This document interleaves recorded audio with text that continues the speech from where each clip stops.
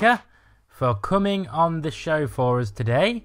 We'd just like to ask you some questions about the recent corruption sting operation that's happened with some Conservative MPs. Hello there, Sarah. Very, very nice to be on the show. Hi, my name is Denise. Hello.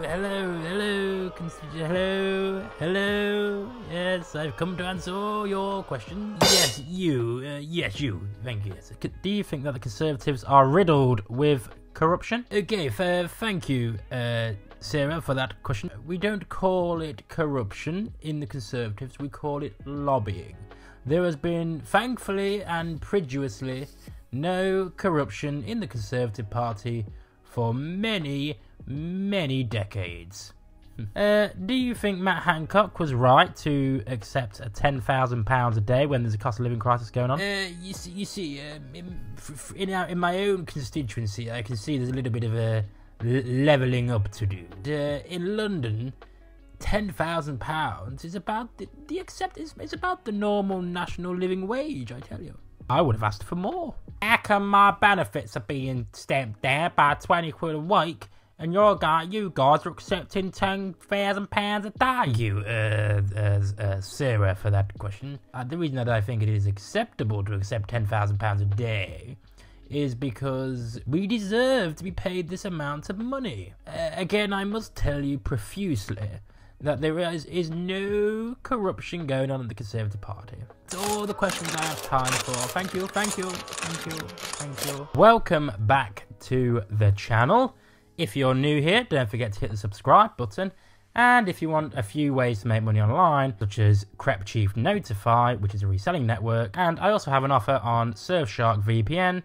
All links are in the description. It supports the channel.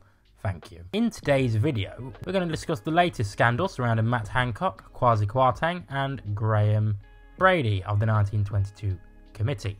Now, the latest scandal broke out that they were in a sting operation led by or orchestrated by a group called Led by Donkeys, which is an anti-Brexit group, and within this operation they tricked Matt Hancock, Kwasi Kwarteng, Sir Graham Brady, and they even tried to get Sir Gavin Williamson. They tried to recruit them for a South Korean firm, which is bogus, and Matt Hancock is seen trying to offer his services for £10,000 a day, or £1,500, £1,500 per hour. Now, Kwasi Kwarteng, he's a little bit more, he has a bit more humility. He offers his services for £6,000 a day. Anyway, here's what happened. So we were wondering, do you have a daily rate at the moment? I do. Yes, it's 10,000 sterling. Hello? Oh, hello there. Very nice to meet you. Good morning. How are you? Great. Hi. How are you? Of a cost of living crisis when people need their MPs more than ever, would a serving member of Parliament still consider taking a job furthering the interests of a foreign company on top of their constituency duties? And how much would they want to be paid? I mean, do you have any number in mind that you were thinking? Well, around 1,500. 1,500. In the sting operation, the ex-chancellor and let's remember, Kwasi Kwarteng, he was one of the shortest serving chancellors ever. And we all remember Matt Hancock. He was perhaps one of the most criminal health secretaries that we've ever had. Mr. Hancock's spokesman came out and said that Mr. Hancock had conformed to all the rules.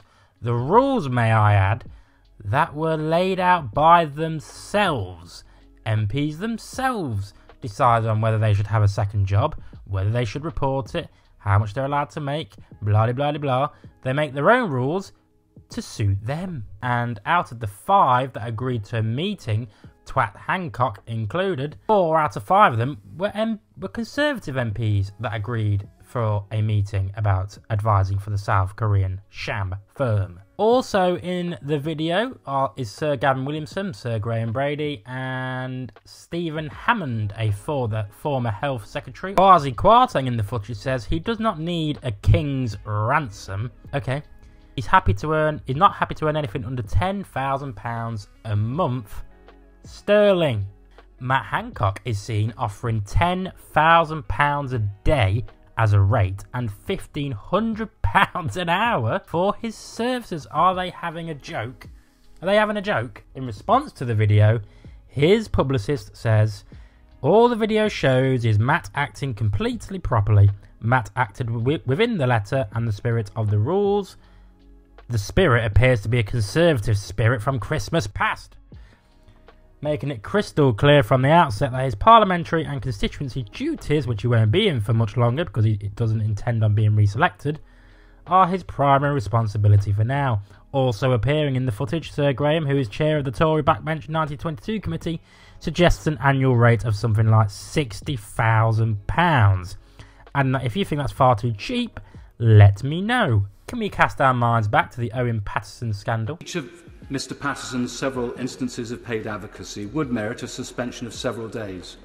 But the fact that he has repeatedly failed to perceive his conflict of interest and used his privileged position as a Member of Parliament to secure benefits for two companies for whom he was a paid consultant. One where he lobbied for two firms and he basically was texting government ministers. This is basically just an embellished form of corruption. They are being corrupt. 100 years ago, they would have been corrupt, labelled as corrupt, and kicked out.